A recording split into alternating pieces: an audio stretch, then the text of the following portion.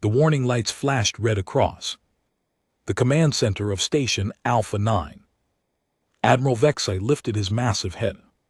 From the reports he was reading, his forearms moved quickly across the control panel as he checked the readings. Again, impossible. He muttered in his deep voice. Catherine's blue skin darkened with confusion. For 300 years he had watched the borders of their galaxy. Nothing ever surprised him anymore. "Sir," called out Lieutenant Zara from her station, the young Zelani female's voice shook slightly. "The readings are correct. Something just appeared at grid 77 Alpha." Vexy's red eyes narrowed. He stood up to his full height of 8 FT and walked over to the main display screen. The image showed empty space, but the sensors told a different story. Energy signatures that should not exist pulsed where nothing had been moments before. "Show me the visual," he ordered. Screen changed, and there it was, a ship. Unlike anything in their database.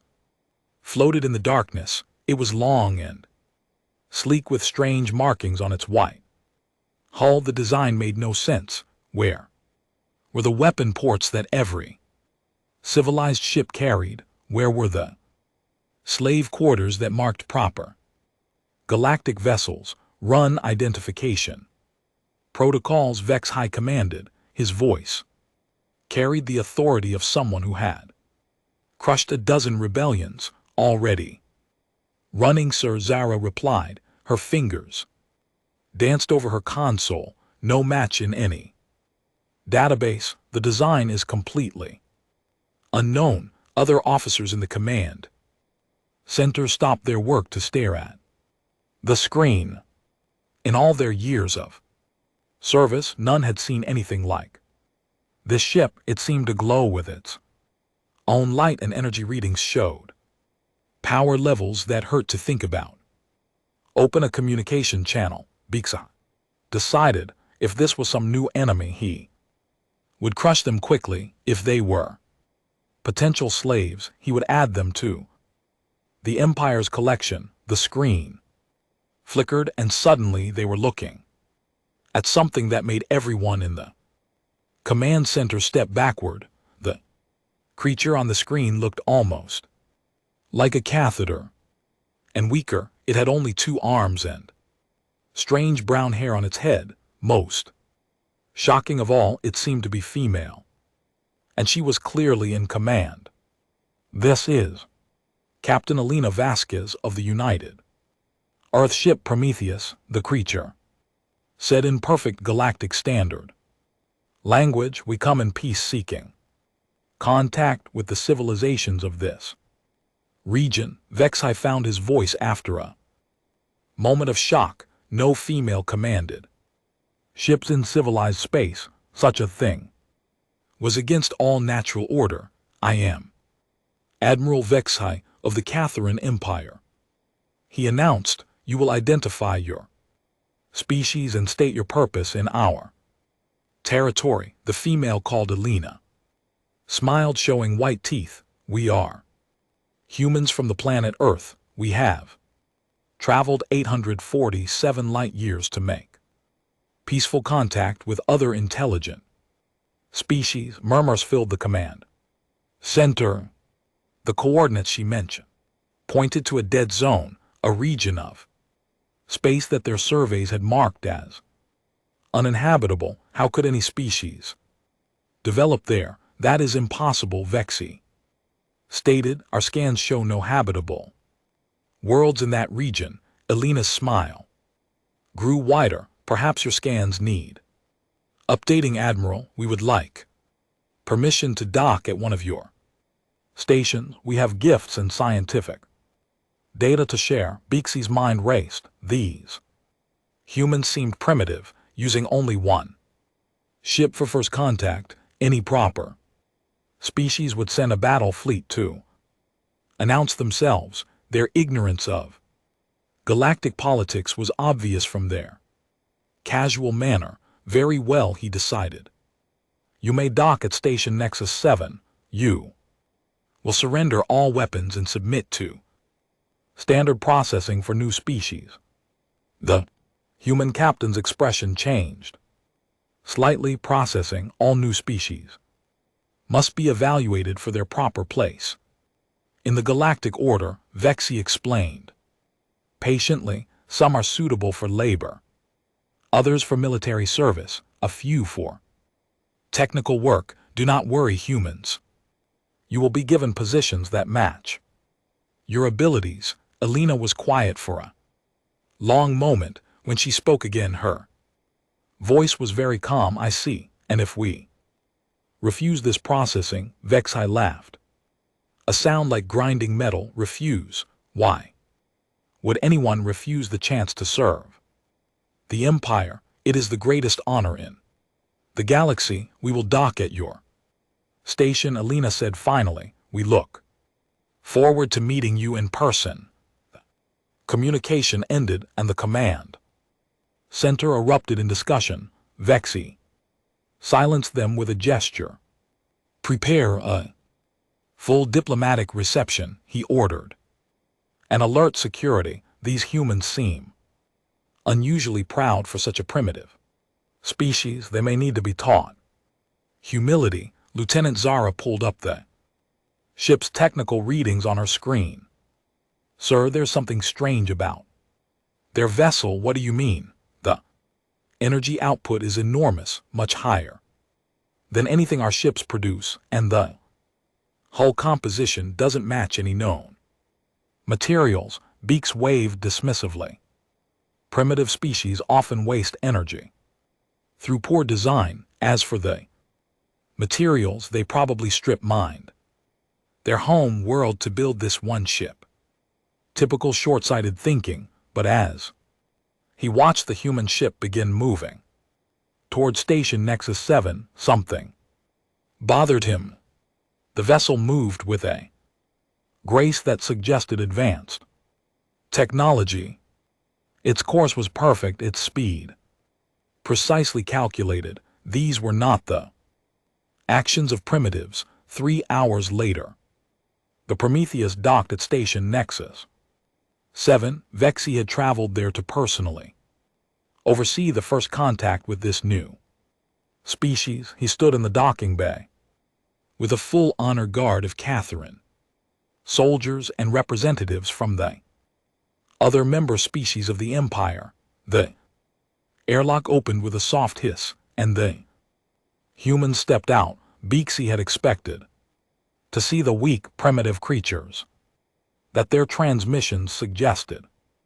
Instead, he found himself looking at beings that moved with quiet confidence. Their leader, Alina, was smaller than any Cathurian, but something in her eyes made him uneasy.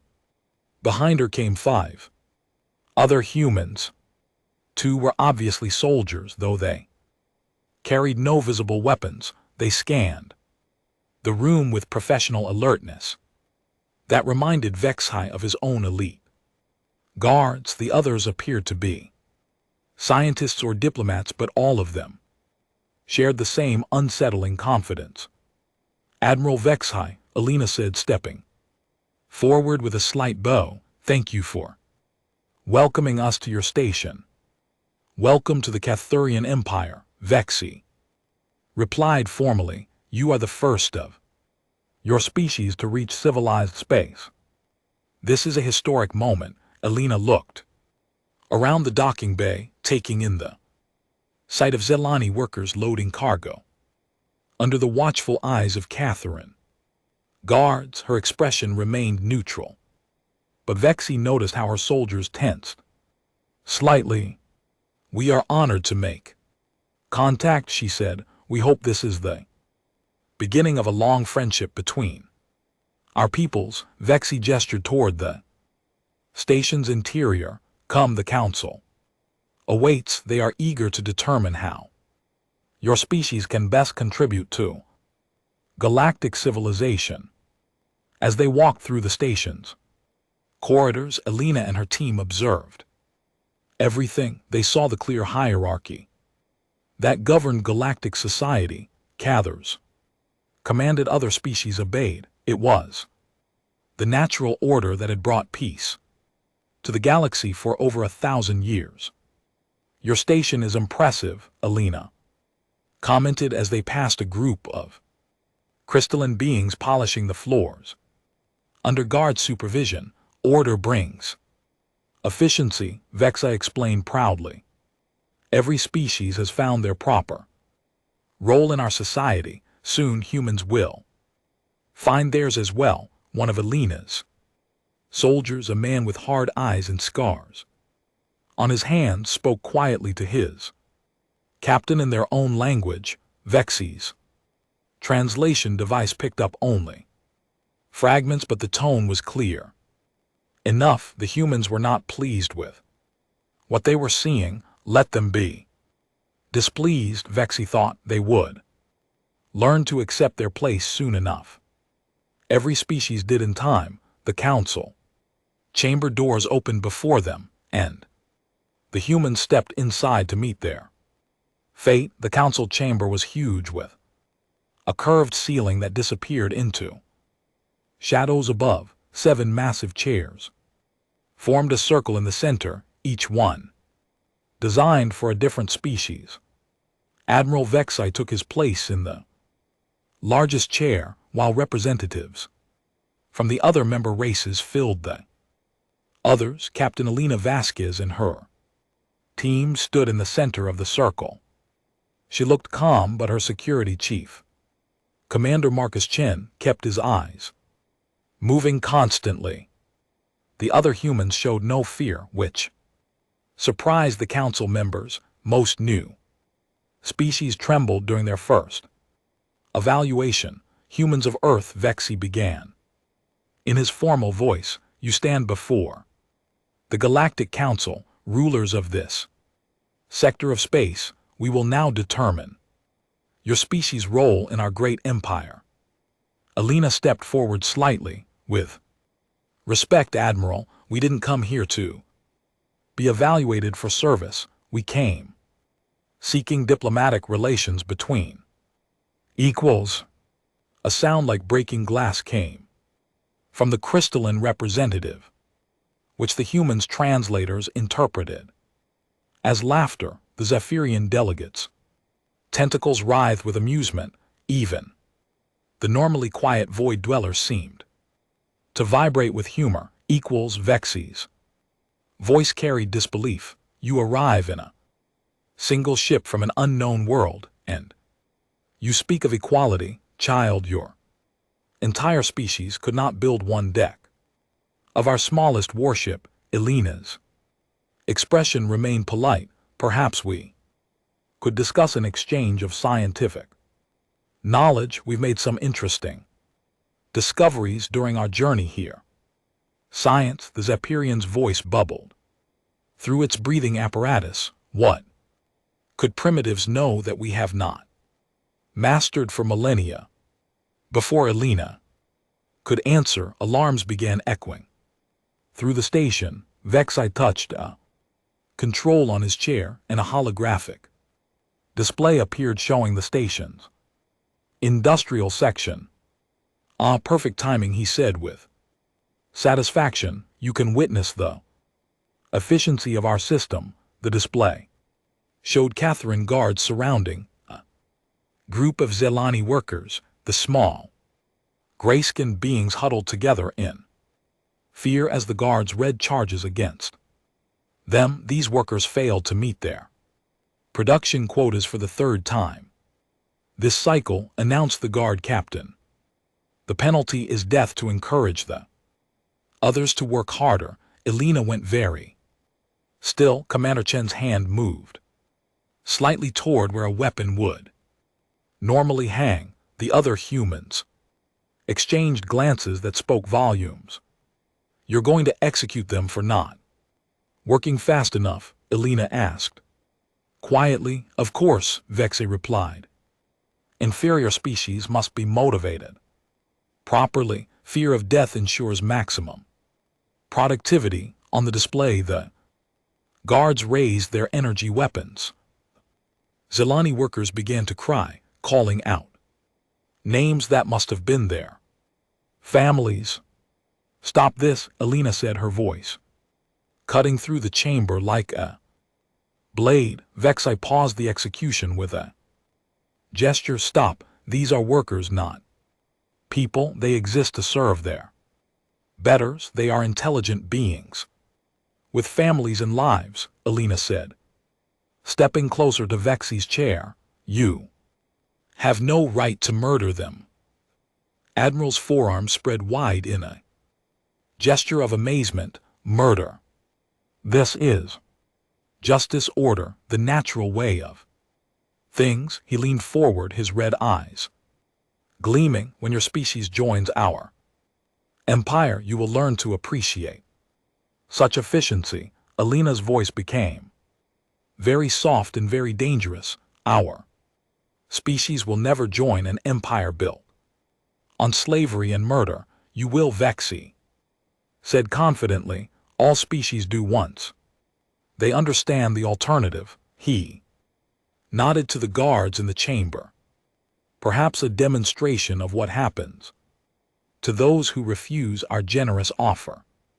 The Cathurian guards moved toward the humans with casual arrogance. They were 3 times larger than any human, armed with energy weapons and protected by personal shields. They had broken the will of 100 species. They had never met humans before. Commander Chen moved so fast that most of the council members couldn't follow his motion. The first guard found his weapon flying across the room before he realized Chen had touched him. The second guard managed to activate his shield, but Chen grabbed the device and crushed it in his bare hands like paper. The third guard got his weapon halfway raised before Chen's fist connected with his helmet. The sound of cracking metal echoed through the chamber as the guard collapsed. The humans' diplomatic team had scattered to defensive positions. With smooth efficiency, Dr. Sarah Kim pulled out a device that made the chamber's electronics start sparking. Lieutenant James Rodriguez somehow produced a weapon from nowhere and aimed it at the ceiling where automated defense systems were trying to target them. Nobody move, Alina said in the sudden silence. Her voice carried absolute authority. We didn't come here to fight, but we won't be threatened either. Vexai stared at Commander Chen, who stood calmly among 3 unconscious guards. Impossible. No species can match Catherine's strength without technology. Humans evolved on a death world, Chen said simply. We got strong by surviving things that would kill most species. Before breakfast, Alina touched her communication device. Prometheus, this is the captain. We have a diplomatic incident. Prepare for emergency departure. Wait, Vexai commanded. You cannot simply leave. The council has not dismissed you. Alina looked around the circle of alien faces. The council was about to murder 6 innocent beings for the crime of being tired. Then you tried to threaten us into slavery. She shook her head. We're done here. If you leave now, you declare war on the Empire. The Zephyrian representative bubbled angrily. We will hunt down your primitive world and burn it to ash. Alina smiled, but it was not a friendly expression. You're welcome to try, but I should warn you about something. What? Vexai demanded. Prometheus isn't an exploration ship, Alina said as her team began moving toward the door. It's a diplomatic vessel. We only bring those when we already know what we're going to find. Commander Chen was the last to leave. He looked back at the circle of shocked alien faces and spoke words that would be remembered across the galaxy for centuries to come. You have no idea what you just started, he said quietly. We are not your subjects, and we will not bow to tyrants humanity has dealt with. Species like yours before, we know exactly how to handle bullies. Humans walked out of the chamber, their footsteps echoing in the silence they left behind. Vexay recovered first. Guards stopped them, but the station's security forces found their weapons and systems mysteriously malfunctioning. Dr. Kim's device had done more damage than anyone realized. By the time they reached the docking bay, the Prometheus was already powering up its engines. Sir, Lieutenant Zara's voice came over the communication system. The ship's energy readings are spiking beyond our sensors' ability to measure. On the docking bay's main screen, Vexay watched the human ship prepare to leave. It should have taken hours to safely disconnect and depart. The Prometheus did it in 6 minutes. As the ship pulled away from the station, a communication channel opened. Alina's face appeared on the screen one last time. Admiral Vexay, she said formally, when you attack our world, remember this moment. Remember that we offered you friendship and you chose to threaten us instead. Her image smiled coldly. Humanity does not forgive, and we never forget. The transmission ended and the Prometheus vanished into hyperspace with a flash of light that temporarily blinded the station's sensors. In the council chamber, the 7 representatives sat in stunned silence. Finally, the Void Dweller spoke.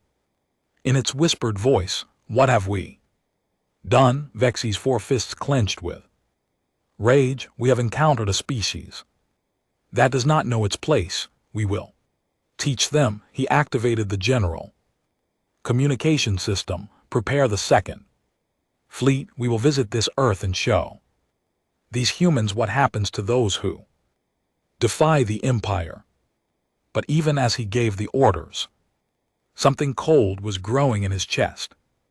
The ease with which the humans had disabled his guards, the casual way they had neutralized the station's defenses, the impossible energy readings from their ship. For the first time in his long military career, Admiral Vexay wondered if the Empire had finally something it could not conquer. On the display screen showing the station's industrial section, the Zelani workers still waited for their execution, forgotten in the chaos of first contact. Gone wrong. Admiral Vexay stood on the bridge of the Imperial Dreadnought Conquest, watching the stars stream past. As his fleet jumped through hyperspace, 12 of the Empire's finest warships followed his flagship, each one capable of destroying entire planets. The second fleet had crushed rebellions across 3 sectors. These humans would learn respect quickly. Approaching the coordinates now, sir, reported Navigator T.A. Cheney. The young Catherine's voice carried excitement. This would be his first planetary conquest. Excellent. Bring us out of hyperspace and begin scanning for the human home world.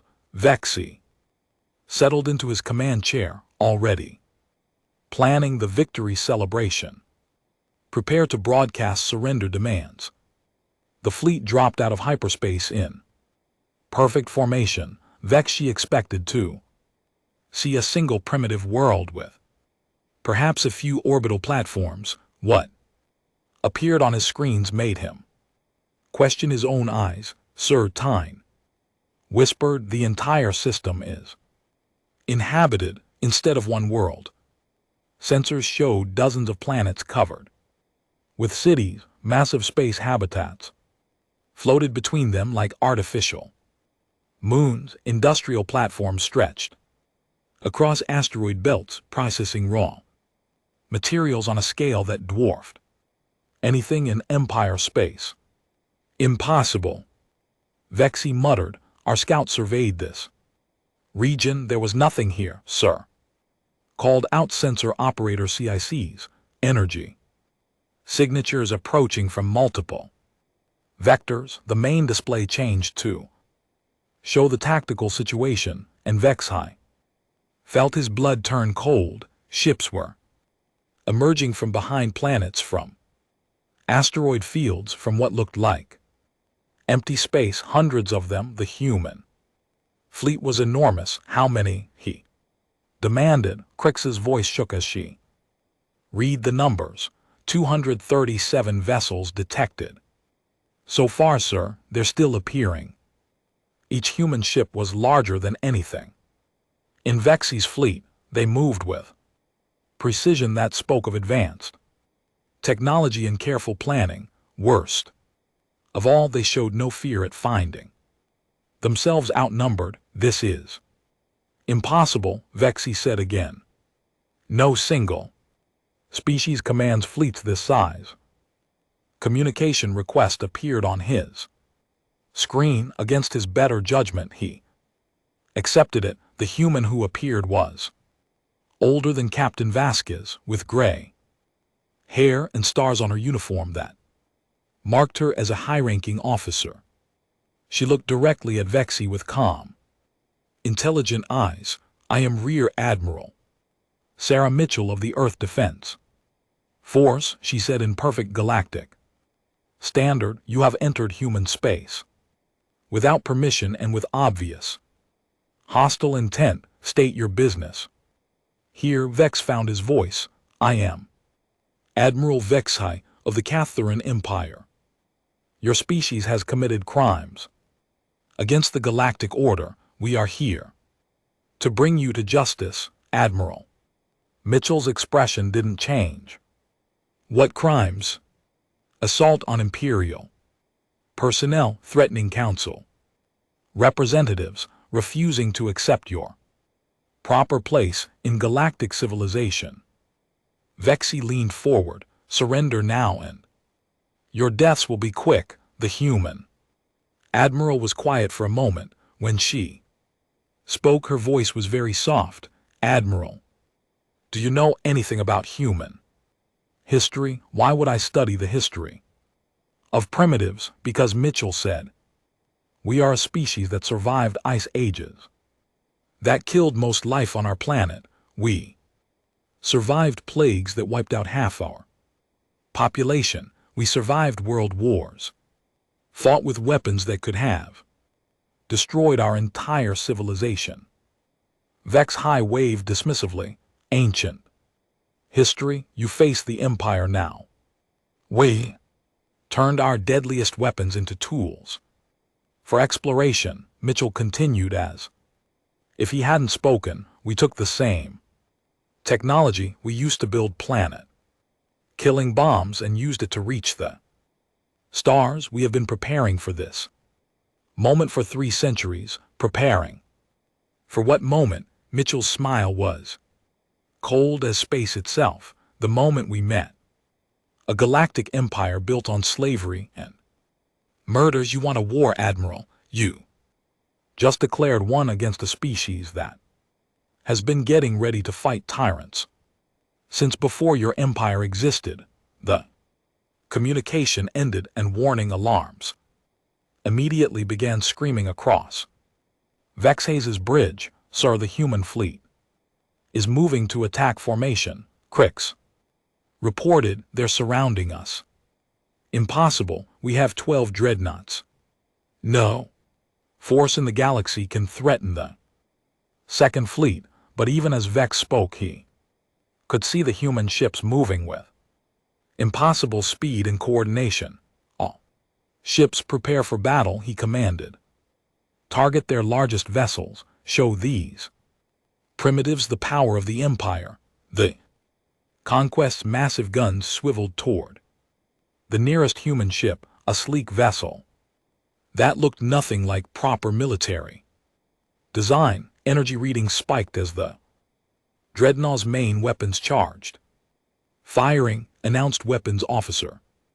Dells, the Empire's most powerful weapons, struck the human ship with Enough force to crack a moon. The energy beams hit the target dead center in a display of light that could be seen from several star systems away. When the light faded, the human ship was completely undamaged. What? Vexi stared at his displays. That's impossible. Nothing can withstand direct fire from Imperial dreadnought cannons. Sir, Crick said in a voice full of terror, the humans are returning fire. What happened next would be studied in militaremies for generations, assuming any Imperial Academy survived what was coming. The human weapons didn't look like much. No massive energy beams, no obvious projectiles, just small, fast objects that seemed to appear from nowhere and move with their own intelligence. The first missile hit the Imperial ship Guardian amidships. The explosion was so bright that every screen on every ship automatically dimmed to protect their crew's eyes. When the light faded, the Guardian was gone, not damaged, not crippled, completely vaporized. Shields up. Evasive maneuvers. Vex High screamed, but the human weapons followed their targets no matter how they twisted and turned. The missiles seemed to think for themselves, predicting moves and adjusting course faster than any computer should be able to calculate. The Imperial ship Thunder lasted 18 seconds. The Retribution managed 23 seconds before a human torpedo found a weak spot in its armor and turned the mighty dreadnought into expanding gas and metal. Sir, we're losing ships faster than we can count them. Navigator Thn's voice cracked with panic. Vexi watched his proud fleet being destroyed with casual efficiency. The humans weren't even using their full force. Most of their ships hung back, watching, as if this was some kind of training exercise. All ships retreat, he ordered. Emergency jump to hyperspace. Sir, the humans are jamming our navigation systems. Crix reported. We can't calculate a safe jump. On the tactical display, more Imperial ships died. The humans attacked with weapons that ignored shields, armor that self-repaired faster than it could be damaged, and tactical coordination that made the Empire's best military minds look like children playing with toys. Admiral Mitchell's voice came over the communication system again. This is your last chance, Admiral. Surrender now and we'll allow your surviving crews to return to Imperial space with a message. Vexi looked at his display. Of his 12 mighty dreadnoughts, only 4 remained. The humans had destroyed the second fleet in less than 30 minutes. What message? He asked weakly. Tell your council that Earth is under the protection of the human coalition. Tell them that any attack on coalition worlds or citizens will be met with appropriate response. And tell them Mitchell paused. Tell them that we know where all their worlds are, and we're coming to free every slave in their empire. The transmission ended. A moment later, the jamming field around Vexi's remaining ships disappeared. Navigator, Beaksai said in a voice that sounded like an old man's. Calculate jump coordinates for home. Emergency speed. Yes, sir. Tyne replied. What do I tell the council about our mission? Status. Vexi stared at the tactical display where human ships continued their patrol of the system as if nothing had happened, as if destroying the Empire's second fleet had been routine maintenance. Tell them, he said slowly, that we have awakened something terrible. Tell them that these humans are not primitives from a dead world. They are a force that has been planning this war for centuries. The 4 surviving Imperial ships jumped to hyperspace carrying news that would shake the foundations of galactic civilization. Behind them, the human fleet returned to its patrol routes, protecting a civilization that spanned hundreds of worlds and countless billions of free citizens. Admiral Mitchell stood on her bridge looking out at the stars where the Imperial fleet had been destroyed.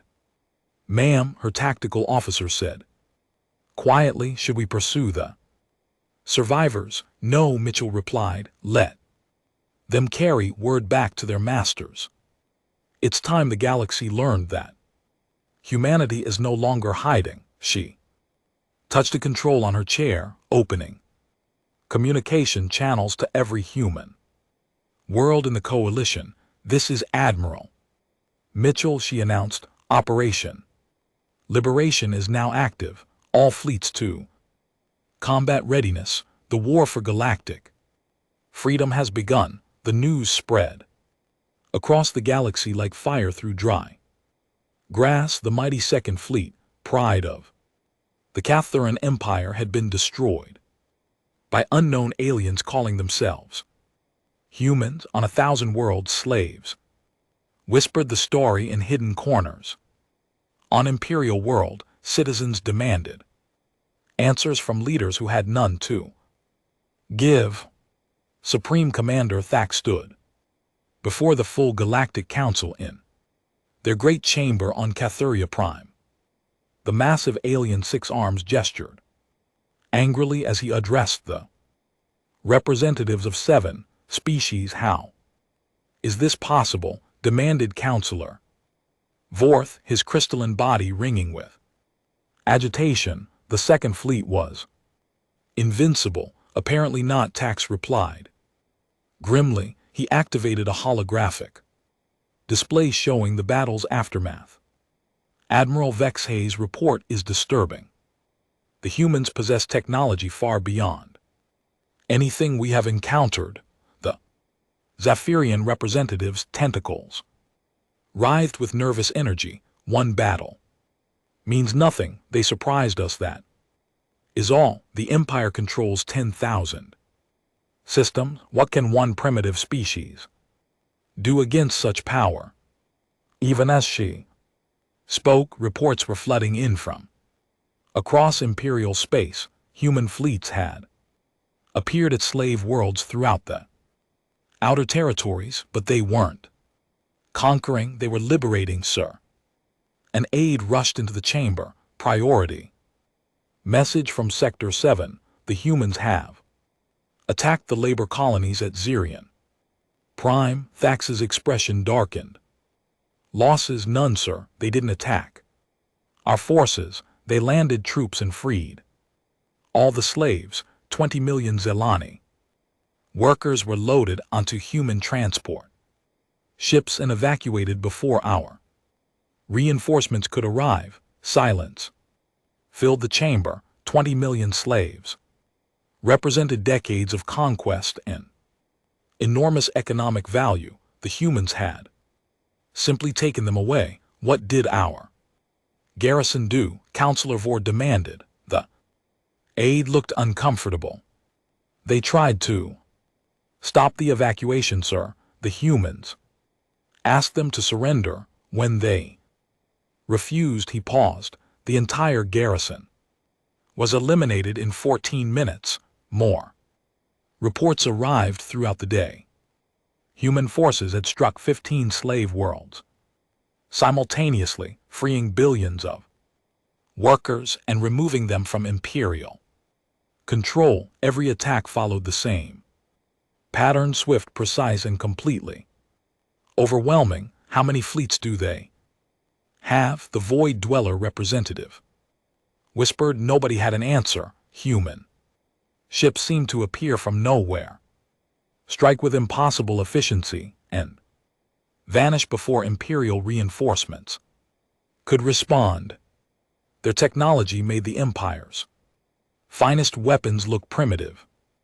That studied the tactical displays, showing human attacks across dozens of systems.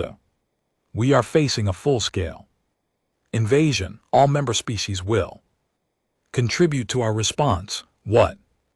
Response, asked the Zaffirin. Our fleets cannot match their technology, then we use numbers. Tax declared. The Empire controls thousands of worlds and trillions of citizens. We will mobilize everything, every ship, every weapon, every soldier. The humans may be advanced, but they are still just one species. Orders went out across the galaxy. The Great Fleet began assembling. At Cathuria Prime, 10,000 warships, representing the combined military might of the Empire, pressed into service. Came the biohips of Zahiria, living vessels that could heal themselves in battle. The crystalline dreadnoughts joined them. Ships grown rather than built, harder than any known material. Even the mysterious void dwellers contributed their shadow fleets, vessels that could phase in and out of normal space. Meanwhile, enslaved species found themselves forced into military service. Zelani technicians were chained to their stations. Aquatic Mir were sealed into combat suits and told to fight or watch their families die. Every conquered race contributed soldiers to the Empire's war machine. This is the largest military force ever assembled, Thax announced to the Council as the Great Fleet reached full strength. No power in the galaxy can stand against us. But even as he spoke, intelligence reports brought disturbing news. The humans hadn't been sitting idle during the Empire's mobilization. Captain Elena Vasquez, now promoted to Admiral, stood on the bridge of the U.S. Liberation, watching long range sensors track the approaching Imperial fleet. Around her, the human command staff worked with calm efficiency. Size estimate, she asked her tactical officer. Just over 10,000 ships, ma'am. Every major Imperial class represented, plus forced conscripts from their subject species. Elena nodded. And our readiness status, all coalition fleets report ready for engagement. The Liberation Front has confirmed their rebellion timing. Resistance cells are standing by across Imperial space.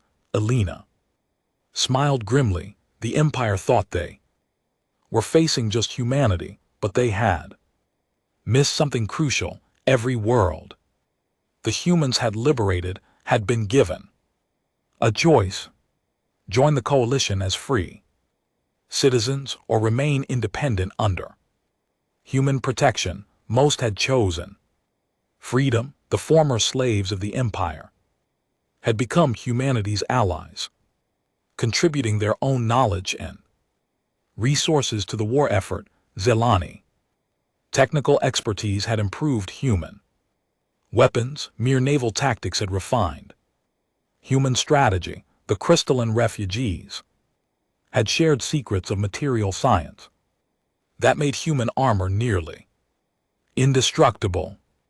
Ma'am, her communications officer reported priority message from Earth Command. Admiral Chen's face appeared on the main screen. The scarred veteran who had humiliated Imperial guards during First Contact now commanded humanity's largest battle fleet.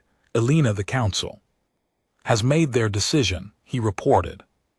Operation Liberation is approved for full implementation. All targets, every Imperial stronghold, every slave world, every military installation. The gloves are coming off. Chen's expression was hard as steel. The Empire wants to fight with their full strength. Let's show them what ours looks like. Elena nodded. Understood. All fleets begin Phase 2 operations across the galaxy. The true scope of human preparation revealed itself. They hadn't been hiding in one system. They had been building a vast interstellar nation in the dark spaces. Between imperial territories, 400 systems answered humanity's call to arms, each one contributing ships and soldiers to the coalition cause. The humans had spent 3 centuries preparing for this war. They had studied every imperial weakness, infiltrated every major facility, and built relationships with resistance movements. On 1,000 worlds, when the Empire mobilized their great fleet, they left their territory nearly defenseless. Human strike forces hit imperial worlds. With surgical precision, they didn't destroy cities or kill civilians. They targeted military bases, government centers, and anything connected to the slave trade. On world after world, the local population rose up to support their liberators. Supreme Commander Thax received the reports with growing horror. His great fleet was still 3 days from human space, but the Empire was already crumbling behind him. Sir, his aide reported with a trembling voice, "We've lost contact with 57 Imperial worlds in the last 6 hours. Lost contact," Thix demanded. "The humans have destroyed our communication networks and military infrastructure. Local governments have either fled or surrendered to coalition forces." Thak stared at the tactical display showing the dissolution of his empire. Red markers indicated lost worlds. Yellow showed systems under attack, and green marked the few locations still under imperial control. The map was mostly red and yellow. "How is this possible?" he whispered. His aide pulled up intelligence reports that had been ignored during the fleet buildup. "Sir, it appears the humans have been planning this operation for decades. They have detailed knowledge of our military positions, our trade routes, our communication systems.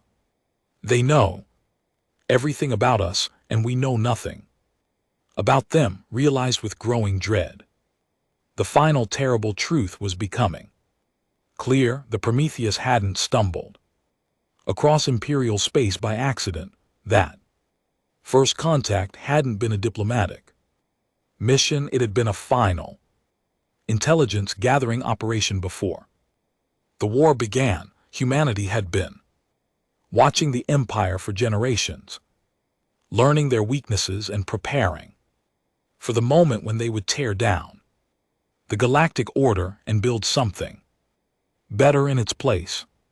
"Sir," the aide said quietly, "long-grain sensors show human fleets moving to intercept us. Multiple vectors unknown. Number of ships." Thax looked at his great fleet, 10,000 ships representing the Empire's full military might.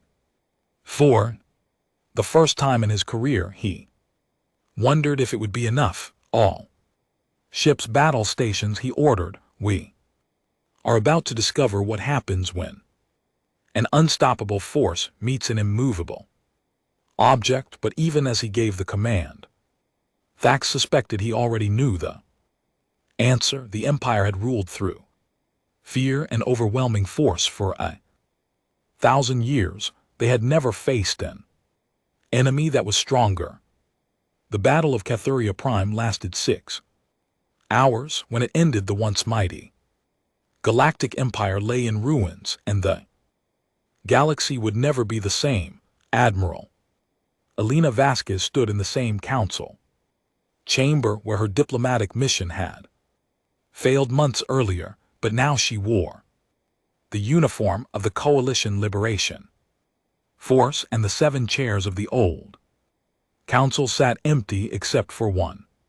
Former Supreme Commander Thax knelt in chains before her, his 6 arms bound behind his back. The massive Cathurian who had once commanded fleets across the galaxy now looked small and broken. His great fleet of 10,000 ships had lasted exactly 6 hours against the combined might of The human coalition, you fought well, Alina said quietly, looking down at the defeated commander. Your soldiers showed courage even when facing impossible odds. Tax raised his head, confusion. His red eyes. And GT, why do you mock me? And GT, you have won. Kill me and be done with it. Alelina shook her head. We don't kill prisoners, Commander, that's what made you different from us. She gestured to her aide, who stepped forward with a data pad. You're being charged with crimes against sentient beings, but you'll receive a fair trial with legal representation. I don't understand, Thax muttered. We are your enemies. In war, enemies die. In your kind of war, yes, Alina replied. But humanity fights for something different. We fight to free people, not to destroy them. She turned away from the prisoner and walked to the great windows that looked out over Cathuria. Prime, the planet's capital city, stretched to the horizon, but it looked different now. The massive slave quarters had been converted to refugee centers. The weapon factories were being retooled to produce medical supplies and farming equipment. Most importantly, the execution platforms where the Yan Empire had murdered countless innocents were being torn down by former slaves, working alongside human engineers. Status report, she requested from her communications officer. Ma'am, resistance has ended on all Imperial core worlds. The last holdout forces surrendered 2 hours ago when we showed them footage of the capital's liberation. Alina nodded. It had taken 3 months of fighting, but the Empire was finished, not destroyed, liberated. Every world that had been under Imperial control was now free to choose its own government and join the coalition if it wished. What about the refugee situation? Massive but manageable. We've evacuated over 50 billion beings from slave worlds. Temporary housing is being established on uninhabited planets throughout former Imperial space. Zelania volunteered to coordinate most of the relief efforts. Alina smiled. At that, the gray-skinned beings who had been the Empire's most numerous slaves had become some of the coalition's most dedicated supporters. They understood better than anyone what freedom meant. And the military situation, all Imperial fleets have either surrendered or been destroyed. We've secured every major weapons facility and shipyard. Several former Imperial species have requested membership in the Coalition Defense Force. A soft chime indicated an incoming priority message. Alina accepted it, and the face of Admiral Sarah Mitchell appeared on the chamber's main screen. The older woman looked tired but satisfied. Alina, congratulations on a job well done. I'm calling from Earth with news from the Coalition Assembly. Good news, I hope. The best. The Assembly has officially voted to establish the Galactic Democratic Union. Every species will have equal representation regardless of their size or military power. And Alina, Mitchell smiled proudly. They've asked you to serve as the first Secretary General. Alina felt a moment of surprise, then acceptance. Someone had to guide the transition from empire to democracy, and she had earned the trust of both humans and aliens during the liberation campaign. I accept, she said. Simply, what about our exploration plans? Already approved. The UES Horizon launches next month for the Andromeda Galaxy. If there are more empires out there oppressing innocent species, we'll be ready for them. The transmission ended, and Alina returned her attention To the former Imperial commander, Thax was staring at her with something like wonder in his alien features. You're giving up military control to become a politician, he asked. I'm accepting responsibility to help build something better, Alina corrected. The age of empires is over, Commander. The age of cooperation has begun. She walked over to one of the great windows and activated its communication system. Her image appeared on screens across Cathuria Prime and was broadcast to every world in what had once been Imperial space. Citizens of the galaxy, she began. 3 months ago the Cathuran Empire fell not to conquest, but to liberation. Today I speak to you as the first Secretary General of the Galactic Democratic Union. On 1,000 worlds, billions of beings stopped what they were doing to listen. Former slaves, former Imperial citizens, human colonists and refugees all watched the woman who had led their liberation. The old system of empire and slavery is dead, Alina continued. In its place we offer something new, a union of free species working together for the benefit of all. Every world will govern itself.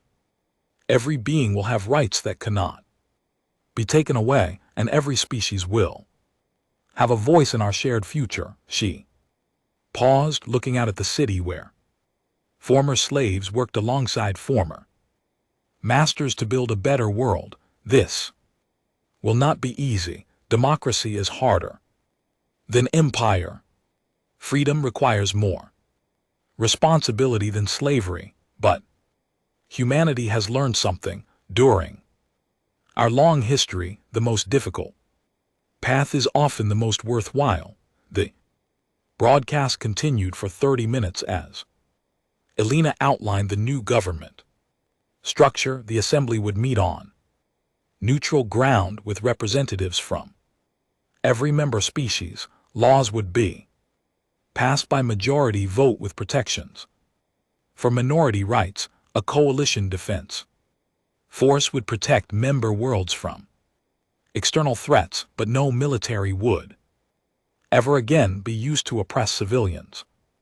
When the speech ended, Alina found herself alone with Thax again. The former commander was studying her with new interest. Why, he asked simply. Why? Why do all this? Your species could have simply conquered us and taken our place as galactic rulers. Why give power to others? Alina considered the question seriously, because she said, finally, humanity learned long ago that true strength comes from cooperation, not domination. An empire built on fear and slavery is actually very weak. It can be toppled by anyone stronger or more determined. She gestured to the window where Zelani and Catherine children were playing together in what had once been a military parade ground, but a union built on mutual respect and shared benefits. That's something worth defending that lasts. Thax was quiet for a long moment. What will happen to my people? The same thing that happens to everyone else, Alina replied. They'll be free to choose their own government, join the union if they wish, and rebuild their society without the burden of maintaining an empire. And if we choose not to join, then you'll remain independent with the same protections and trade rights as any other neutral world. The coalition doesn't force membership on anyone. Thax shook his great head in amazement. In all my years of military service, I never encountered an enemy like humanity. We weren't your enemy, Alina corrected gently. We were the enemy of what your empire represented. There's a difference. 6 months later, Alina stood on the observation deck of the UES Horizon as It prepared to depart Earth's solar system. The massive exploration vessel was 10 times larger than the Prometheus, equipped with the most advanced technology the coalition could provide. Its mission to seek out new civilizations beyond the galaxy and offer them the same choice the Empire had once denied: freedom or tyranny. Behind them, the Milky Way galaxy was transforming rapidly. The Galactic Democratic Union now included 47 species, with more requesting membership. Every month, trade flowed freely between worlds that had once been enemies. Scientific knowledge was shared openly, leading to breakthroughs that benefited everyone. The former imperial species had adapted to freedom with varying degrees of success. The Cathurians struggled with concepts of equality and democracy, but their younger generation was embracing the changes. The Zephyrians had become enthusiastic Union supporters, contributing their biological technology to medical research. Even the mysterious void dwellers had emerged from their isolation to share their unique perspectives on space and time. "Ma'am," her aide reported, "the crew is ready for departure." Elena nodded. "Take us out, Captain. Let's see what's waiting in the dark between galaxies." As the horizon entered hyperspace, Elena reflected on the journey that had brought them here. It had started with humanity's decision to remain hidden while they studied the galaxy around them. It had continued with their careful preparation for the day they would have to fight for freedom, but it had ended with something no one had expected: not victory, but transformation. The galaxy was no longer a place where the strong oppressed the weak. It had become a community where all species could work together toward a better future. And if there were other empires out there, other tyrannies oppressing innocent beings, they would soon learn what humanity and their allies had proven in the Milky Way. Freedom was not just an ideal worth fighting for, it was a force powerful enough to reshape the universe itself. The age of empires was over. The age of liberation had begun.